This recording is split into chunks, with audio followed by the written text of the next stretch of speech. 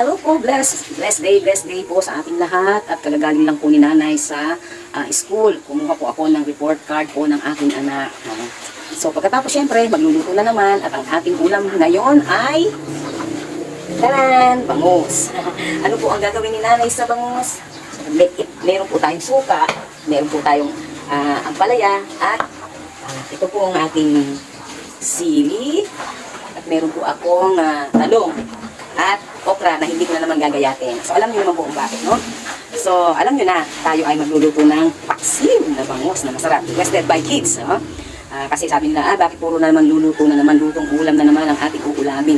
Siyempre naman ako busy lagi sa paggawa po ng video, pagpo-content, napakalaking oras po ang kinakain, no? So, sinasamantala natin yung mga ginagawa natin sa bahay, pwede nating videohan din. Yun ang matrabaho ang pag-i-edit, ano? So, pag gumawa po tayo ng video, siguro po, pag gumawa po tayo, specific na lang po natin yung ating gagawin, no? So, wag na po natin pakahabain para hindi na po tayo mag-edit ng tagal, no? So, kung ano man po, editin ko na lang. Mas madali silang i-edit, ano? So, samahan niyo uli ako. Magluluto ulit tayo, ano?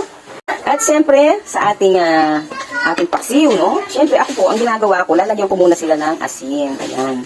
Bago natin lutuin, para po magkaroon ng lasa yung ating isda. Lalo na po yung kung ang ating isda ay sa fish pan lang po, sa tabang lang po siya, kumbaga, doon po siya pinalaki.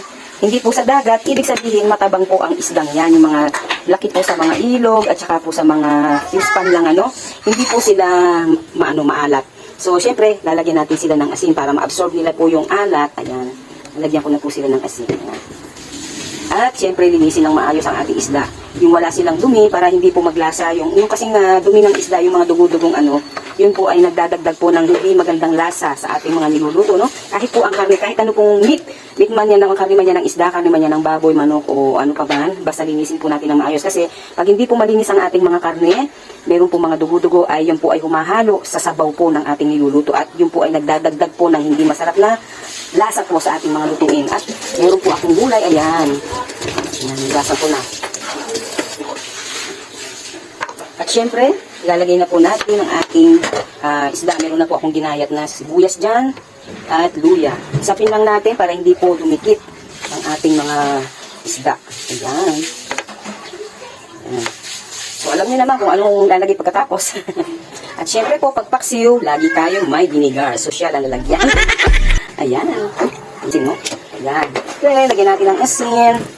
Ayan. Mamaya lang tayo magpatis pagluto na yan. Of course, lagyan natin ng tubig. Ayan. Tubig.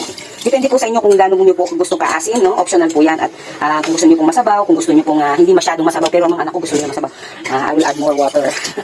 And, konti pa suka. Ayan. Ayan. Tapos pakukuluin natin. Okay. Iunan po natin sa ating kalan. Ayan. So, wait na lang po natin hanggang siya kumulo. Ayan. Ito pong ating sili, pwede na natin ilagay. Ito na lang binuksan ko para hindi siya umawas. Ayan. Masarap yan. Lalagay po ako ng mantika sa ating paksiw. Ayan.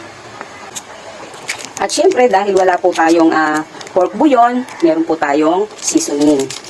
Lagyan na natin ang seasoning. Ayan, pwede na po natin ilagay ang iba nating gulay. Ayan.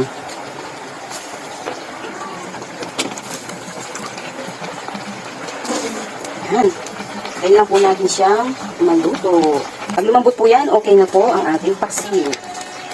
Sino ba dito ang hindi nagtitikim ng mga niluluto? Ako kasi bihira po akong tumikim ng mga niluluto. At ayan po, luto na po ang ating paksiw na bangus. Ayan, umuusok-usok pa. Ang sarap nito guys, promise. Try nyo lang ang recipe ni nanay.